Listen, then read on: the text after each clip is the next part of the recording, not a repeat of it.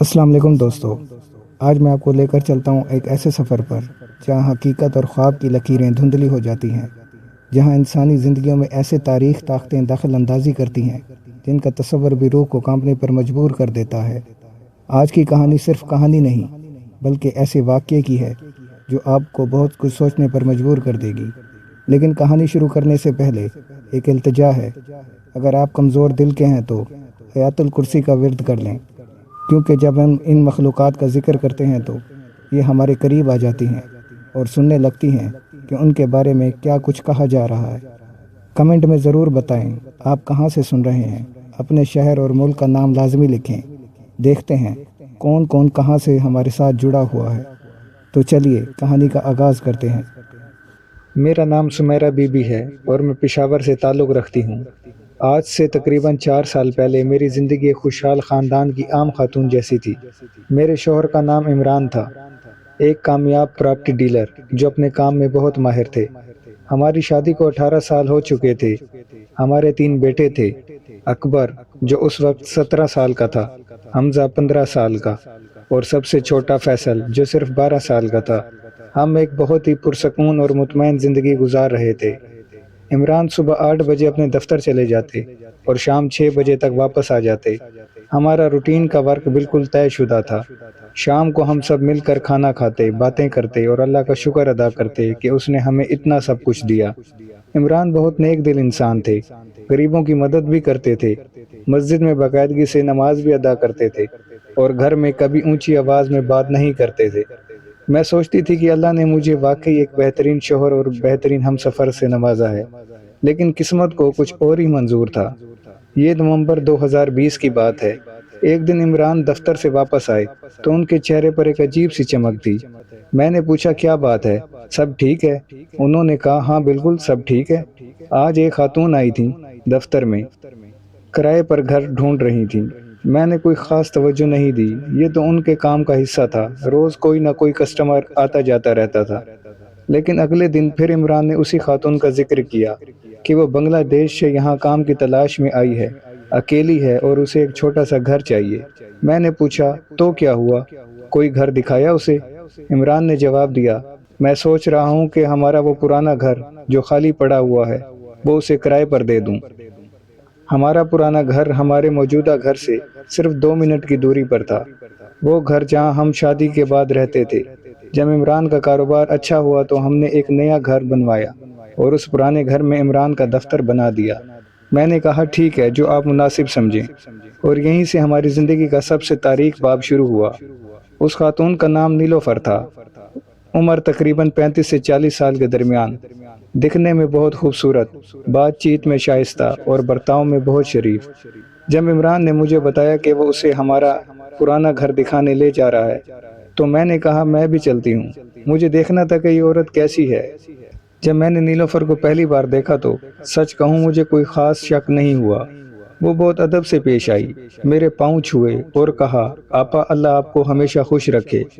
ہم نے اسے گھر دکھایا، اسے گھر پسند آ گیا اور اس نے فوراً 1 ماہ کا ایڈوانس دے دیا۔ معاملہ طے پا گیا۔ اگلے ہفتے وہ اپنا سامان لے کر آ گئی۔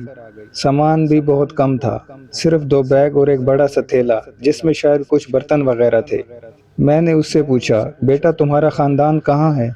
اس نے بڑے دکھ بھرے لہجے میں کہا آپا میرے ماں باپ کا انتقال ہو گیا ہے، کوئی بہن بھائی نہیں، شادی ہوئی تھی لیکن شوہر نے چھوڑ دیا، اب اکیلی رہتی ہوں، کام کرتی ہوں اور گزارا کرتی ہوں۔ میرے دل میں اس کے لیے ہمدردی پیدا ہو گئی۔ میں نے سوچا کہ بیچاری اکیلی عورت ہے، ہمیں اس کا خیال رکھنا چاہیے، لیکن میں نہیں جانتی تھی کہ یہ ہمدردی ہمیں کتنی بھاری پڑنے والی ہے۔ نیلوفر صبح 8 بجے کسی ہوٹل میں کام کرنے چلی جاتی اور شام 6 بجے واپس آ جاتی۔ چونکہ وہ ہمارے قریب رہتی تھی اور اکیلی تھی تو میں اسے کبھی کبھار کھانے پر بلا لیتی تھی۔ وہ بہت شکر گزار ہوتی اور کہتی آپا آپ نے مجھے اپنے گھر والوں جیسا بنا لیا ہے، اللہ آپ کو ہمیشہ سلامت رکھے۔ آہستہ آہستہ وہ ہمارے گھر میں اکثر آنے لگی، میرے ساتھ باتیں کرتی، کبھی کھانا بنانے میں مدد کرتی، بچوں کے ساتھ بھی کھیلتی۔ عمران بھی اس سے اچھے طریقے سے پیش آتے، کبھی اسے بازار سے کچھ لا کر دیتے، کبھی اس کی کوئی پریشانی حل کر دیتے۔ میں نے کبھی نہیں سوچا تھا یہ دوستی ایک دن میری زندگی کا سب سے بڑا زہر بن جائے گی۔ 3 ماہ گزر گئے، اب جنوری 2021 تھا۔ میں نے محسوس کرنا شروع کیا کہ عمران کا رویہ بدل رہا ہے۔ پہلے وہ دفتر سے 6 بجے آ جاتے تھے، اب 7، 8، کبھی تو 9 بھی بج جاتے ہیں۔ جب میں پوچھتی کہ اتنی دیر کیوں ہوئی تو کہتے بس کام تھا، کسٹمر تھا کوئی۔ پھر میں نے دیکھا کہ وہ موبائل پر بہت زیادہ وقت گزارنے لگے۔ پہلے فون گھر میں رکھ دیتے تھے، اب ہر وقت اپنے پاس ہی رکھتے تھے۔ کوئی کال آتی تو باہر جا کر بات کرتے۔ ایک دن میں نے ان سے پوچھا کیا بات ہے، آپ کچھ پریشان لگ رہے ہیں۔ انہوں نے جھٹ سے کہا نہیں نہیں کچھ نہیں، بس کاروبار کی ٹینشن ہے۔ لیکن میرے دل کو یقین نہیں آیا۔ فروری کا مہینہ تھا۔ ایک دن میں نیلوفر کے گھر کچھ کھانا دینے کے لیے گئی۔ میں نے دروازہ کھٹکھٹایا لیکن کوئی جواب نہیں آیا۔ دروازہ ذرا سا کھلا ہوا تھا، میں اندر چلی گئی۔ گھر میں کوئی نہیں تھا۔ میں نے سوچا کہ چلو کھانا یہیں رکھ دیتی ہوں۔ جب میں باہر نکلنے لگی تو میری نظر باتھ روم کی طرف گئی۔ وہاں ایک عجیب سی بو آ رہی تھی۔ میں قریب گئی تو دیکھا کہ واش بیسن کے نیچے کچھ سیاہ رنگ کا کپڑا پڑا ہوا تھا۔ میری دلچسپی ہوئی، میں نے وہ کپڑا اٹھایا تو اندر سے کچھ عجیب و غریب چیزیں نکل آئیں، بال، ناخن اور کچھ جلے ہوئے کاغذات جن پر کچھ لکھا ہوا تھا۔ میرے رونگٹے کھڑے ہو گئے۔ میں نے فوراً وہ چیزیں وہیں رکھ دیں اور باہر آ گئی۔ میرا دل زور زور سے دھڑک رہا تھا۔ اس رات جب عمران گھر آئے تو میں نے ان سے پوچھا آپ کو نیلوفر کے بارے میں کیا معلوم ہوا؟ انہوں نے گھبرا کر کہا کیوں، کیا ہوا؟ میں نے کہا مجھے شک ہو رہا ہے کہ وہ کوئی اچھی عورت نہیں۔ عمران اچانک سخت ہو گئے۔ تم کیا بکواس کر رہی ہو؟ وہ بیچاری اکیلی عورت ہے، تم اس پر الزام لگا رہی ہو؟ یہ پہلی بار تھا کہ عمران نے مجھ سے اتنی سختی سے بات کی تھی۔ میں حیران رہ گئی۔ میں نے کہا میں صرف کہہ رہی ہوں کہ، لیکن عمران نے بیچ میں ٹوکتے ہوئے کہا میں نہیں سننا چاہتا اور آئندہ اس کے خلاف ایک لفظ بھی نہیں سنوں گا۔ اور یہ کہہ کر وہ کمرے سے باہر چلے گئے۔ میں وہیں بیٹھی روتی رہی۔ میری سمجھ میں نہیں آ رہا تھا کہ ایک رات میں میرا شوہر اتنا کیسے بدل سکتا ہے۔ اس کے بعد سے عمران کا رویہ اور بھی زیادہ عجیب ہونے لگا۔ وہ گھر میں بہت کم وقت گزارتے، صبح جلدی نکل جاتے اور رات دیر سے آتے۔ کبھی کبھی تو پوری رات نہیں آتے تھے، کہتے تھے کہ دفتر میں کوئی ضروری کام ہے۔ بچے بھی محسوس کرنے لگے تھے کہ کچھ غلط ہو رہا ہے۔ اکبر نے ایک دن مجھ سے پوچھا امی ابو کو کیا ہو گیا ہے، وہ اب ہم سے بات تک نہیں کرتے۔ میں کیا جواب دیتی؟ میں خود نہیں جانتی تھی کہ یہ سب کیا ہو رہا ہے۔ ایک دن میری پڑوسن نے مجھے بتایا سمیرہ میں نے عمران کو نیلوفر کے گھر جاتے ہوئے دیکھا ہے۔ میرے دل میں چھرا سا گھپ گیا۔ اس رات جب عمران گھر آئے تو میں نے ان سے سیدھا سوال کیا کیا آپ نیلوفر کے گھر جاتے ہیں؟ انہوں نے پہلے تو انکار کیا، پھر کہا ہاں جاتا ہوں۔ تو کیا ہوا، وہ اکیلی رہتی ہے، کبھی کوئی مسئلہ ہو تو میں مدد کر آتا ہوں۔ میں نے کہا لوگ کیا کہیں گے، آپ کی ایک عدد بیوی بھی ہے اور بچے بھی ہیں۔ عمران غصے میں آ گئے، مجھے کوئی فرق نہیں پڑتا لوگ کیا کہتے ہیں، اور تم مجھ پر شک کر رہی ہو؟ میں نے کہا میں شک نہیں کر رہی، بس پوچھ رہی ہوں۔ وہ عورت آپ کو اپنی طرف کھینچ رہی ہے۔ اس پر عمران نے مجھے تھپڑ مار دیا۔ یہ پہلی بار تھا 18 سالوں میں کہ انہوں نے مجھ پر ہاتھ اٹھایا تھا۔ اس واقعے کے بعد میں نے فیصلہ کیا کہ مجھے نیلوفر کے بارے میں مزید معلومات کرنی ہوں گی۔ میں نے اپنی ایک سہیلی کو بتایا جو اس معاملے میں کافی تجربہ کار تھیں۔ اس نے کہا سمیرہ مجھے لگتا ہے کہ یہ عورت کوئی عمل کر رہی ہے۔ میں نے کہا عمل؟ کیسا عمل؟ اس نے کہا کالا جادو۔ میں نے تمہاری بات سن کر جو علامات محسوس کی ہیں وہ سب کالے جادو کی ہیں۔ میں نے اس بات پر یقین نہیں کیا، میں کبھی بھی ایسی چیزوں پر یقین نہیں رکھتی تھی، لیکن میری سہیلی نے اصرار کیا ایک دفعہ کسی عامل سے مل لو، وہ بتا دیں گے۔ اگلے دن میں ایک عامل کے پاس گئی، انہوں نے میری بات سنی اور پھر کچھ دیر خاموش رہے، پھر بولے بیٹی تمہارے شوہر پر کالا جادو کیا گیا ہے۔ وہ عورت جو تمہارے قریب رہتی ہے وہ کوئی معمولی عورت نہیں ہے۔ میں نے پوچھا آپ کو کیسے پتا چلا؟ انہوں نے کہا میں نے اشارے دیکھے ہیں، تمہارے شوہر کا رویہ، ان کی تبدیلی، یہ سب اسی کا اثر ہے۔ پھر انہوں نے مجھے کچھ تعویذ دے دیے اور کہا یہ اپنے شوہر کو پہنا دینا اور جتنا ہو سکے قرآن پاک کی تلاوت کرو۔ جب میں نے عمران کو تعویذ دینے کی کوشش کی تو انہوں نے سختی سے انکار کر دیا، یہ سب بکواس ہے، مجھ پر کوئی جادو نہیں ہوا، میں بالکل ٹھیک ہوں۔ میں نے کہا لیکن آپ کا رویہ؟ عمران نے بیچ میں کہا میرے رویے میں کوئی تبدیلی نہیں، تم خود بدل گئی ہو، ہر وقت شک و شبہ کرتی رہتی ہو۔ اور یہ کہہ کر وہ گھر سے باہر نکل گئے۔ مارچ کا مہینہ تھا۔ ایک رات عمران گھر آئے تو ان کی حالت بہت عجیب تھی۔ وہ کمرے میں اکیلے بیٹھے خود سے باتیں کر رہے تھے۔ میں نے باہر سے سنا، ہاں میں آ رہا ہوں۔ نہیں، وہ کچھ نہیں کہتی۔ میں اس سے محبت نہیں کرتا، صرف تم سے محبت کرتا ہوں۔ میرے رونگٹے کھڑے ہو گئے۔ کمرے میں صرف وہ اکیلے تھے، لیکن ایسے بات کر رہے تھے جیسے کوئی ان کے سامنے بیٹھا ہو۔ میں نے دروازہ کھولا تو عمران نے مجھے دیکھتے ہی آنکھیں بند کر لی، پھر اچانک بیدار ہوئے جیسے نیند سے جاگے ہوں۔ کیا ہوا؟ انہوں نے پوچھا۔ میں نے کہا، آپ خود سے باتیں کر رہے تھے۔ انہوں نے انکار کیا۔ نہیں، میں تو سو رہا تھا، لیکن میں جانتی تھی وہ جھوٹ بول رہے تھے۔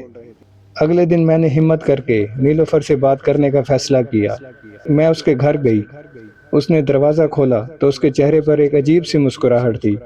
آئیے آپا، کیسے آنا ہوا؟ میں نے سیدھا سوال کیا۔ نیلوفر، تم نے عمران کے ساتھ کیا کیا ہے؟ اس کی مسکراہٹ اور بھی چوڑی ہو گئی۔ آپا، میں کچھ نہیں کر رہی، وہ خود مجھ سے محبت کرتے ہیں۔ میں نے کہا، یہ جھوٹ ہے، تم نے کچھ کیا ہے ان کے ساتھ؟ نیلوفر ہنس پڑی، ایک ڈراؤنی خوفناک ہنسی۔ آپا، محبت میں سب کچھ جائز ہے، اور ہاں میں نے کچھ کیا ہے، کیونکہ میں چاہتی ہوں کہ وہ صرف میرے ہی رہیں۔ میں نے کہا، میں پولیس کو بتا دوں گی۔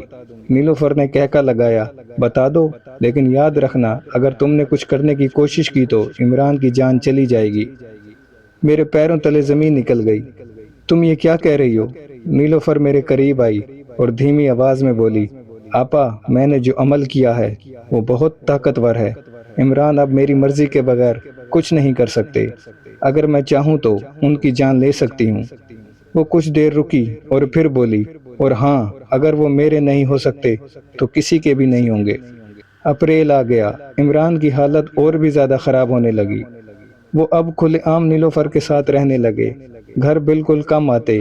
ایک دن انہوں نے مجھ سے کہا، سمیرہ، میں تم سے طلاق لینا چاہتا ہوں۔ میرے کانوں کو یقین نہیں آیا۔ کیا؟ عمران نے دہرایا، میں کہہ رہا ہوں کہ مجھے طلاق چاہیے، میں نیلوفر سے شادی کرنا چاہتا ہوں۔ میں نے روتے ہوئے کہا، 18 سال کا رشتہ، 3 بچے، یہ سب کچھ بھول گئے ہو؟ عمران کی آنکھوں میں کوئی جذبہ نہیں تھا، بالکل خالی بے جان سی آنکھیں۔ انہوں نے کہا، مجھے فرق نہیں پڑتا، میں نیلوفر سے محبت کرتا ہوں اور وہ خود چاہتی ہے کہ میں تم سے طلاق لوں۔ میں نے انکار کر دیا، میں طلاق نہیں لوں گی۔ عمران غصے میں آ گئے اور مجھے مارنے لگے۔ بچوں نے آ کر روکا۔ کچھ دن بعد نیلوفر اچانک گھر چھوڑ کر چلی گئی۔ عمران بہت پریشان ہو گئے، اسے ہر جگہ ڈھونڈنے لگے لیکن وہ کہیں نہیں ملی۔ اس نے اپنا موبائل نمبر بھی تبدیل کر لیا تھا۔ عمران روز اس کے پرانے نمبر پر فون ٹرائی کرتے لیکن بند آتا۔ عمران کی حالت دیکھنے والی تھی، وہ کھانا پینا بھول گئے تھے، رات دن بس نیلوفر کو ہی یاد کرتے تھے۔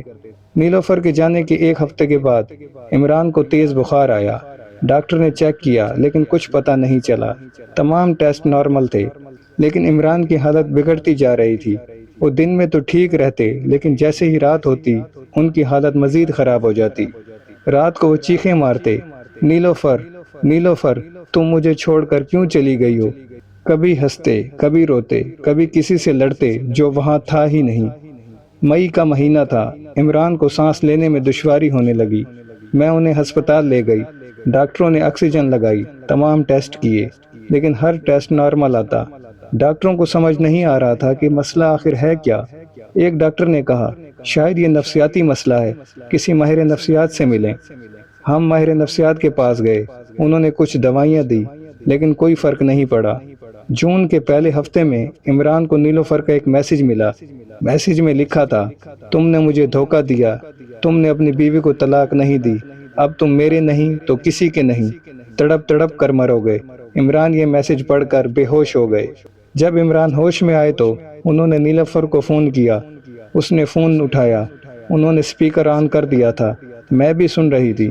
عمران، نیلوفر، یہ تم کیا کہہ رہی ہو؟ نیلوفر، وہی جو تم نے سنا، تم نے مجھ سے شادی کا وعدہ کیا تھا اور کہا تھا کہ تم سمیرہ سے طلاق لے لو گے۔ عمران، میں نے کوشش کی تھی، لیکن نیلوفر، کوشش نہیں، تم نے دھوکہ دیا، اب بھگتو۔ عمران، پلیز نیلوفر، ایسا مت کرو، میں تم سے محبت کرتا ہوں۔ نیلوفر، محبت؟ تمہیں محبت کا مطلب بھی پتہ ہے؟ خیر، اب بہت دیر ہو چکی ہے، جو ہونا تھا وہ ہو کے ہی رہے گا۔ اس نے فون کاٹ دیا۔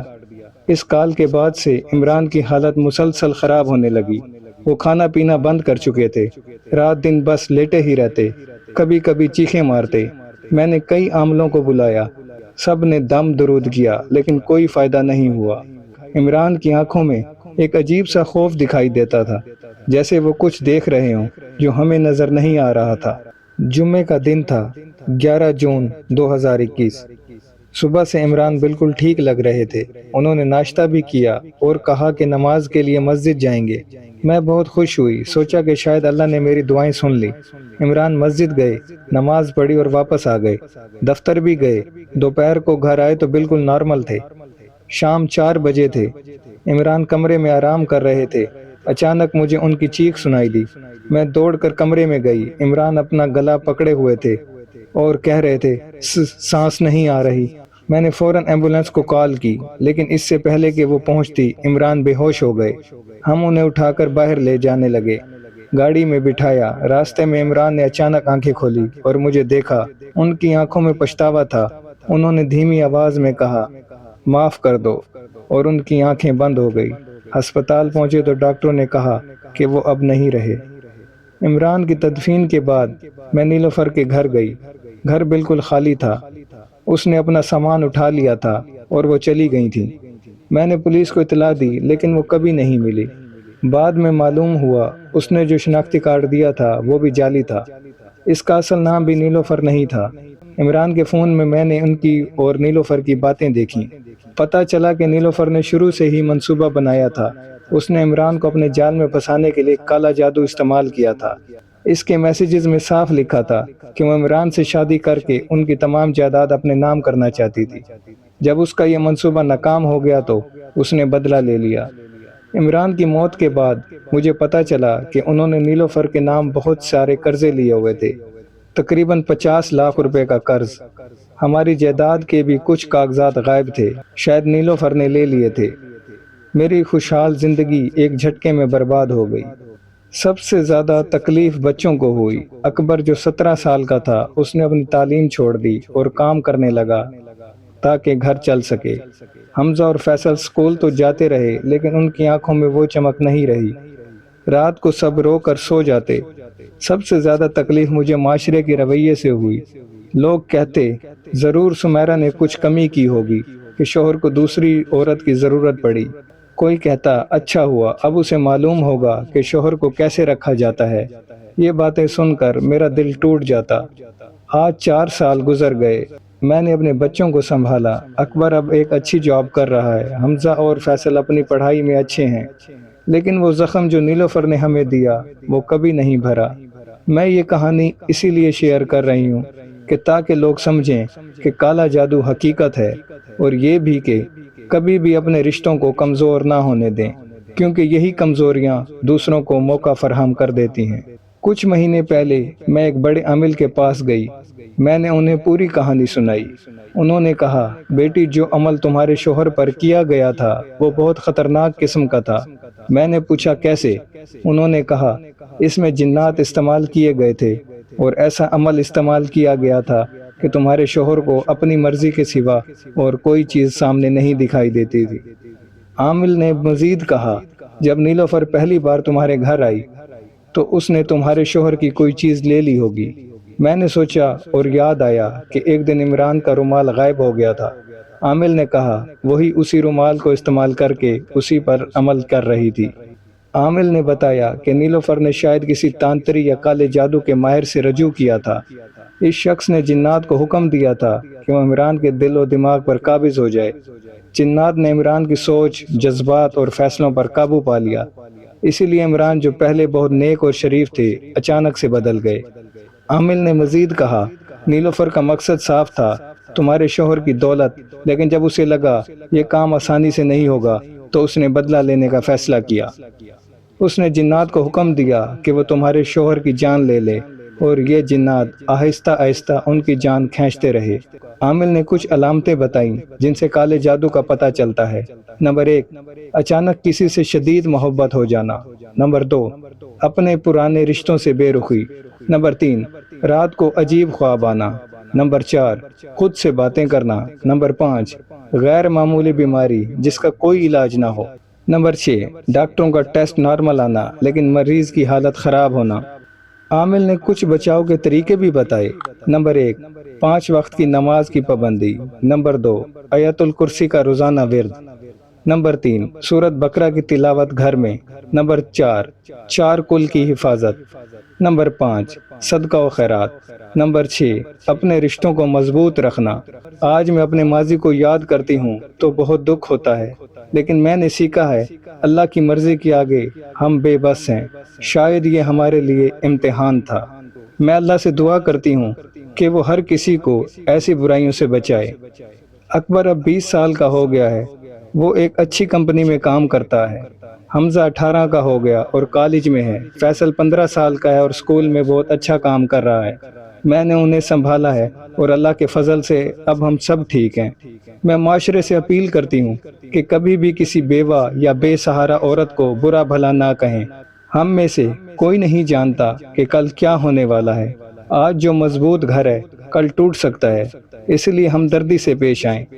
دوستو، یہ تھی سمیرہ بی بی کی کہانی، ایک ایسی کہانی جو ہمیں بہت کچھ سکھاتی ہے۔ نمبر 1، کالا جادو حقیقت ہے۔ نمبر 2، اپنے رشتوں کو مضبوط رکھیں۔ نمبر 3، بھروسہ صرف اللہ تعالیٰ کی ذات پر رکھیں۔ نمبر 4، نماز اور قرآن کو کبھی نہ چھوڑیں۔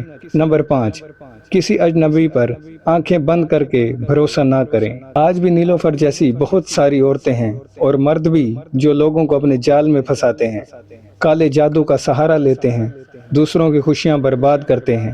لیکن یاد رکھیں، اللہ سب کچھ دیکھ رہا ہے۔ جو آج ظلم کر رہا ہے کل اس کا حساب دینا ہوگا۔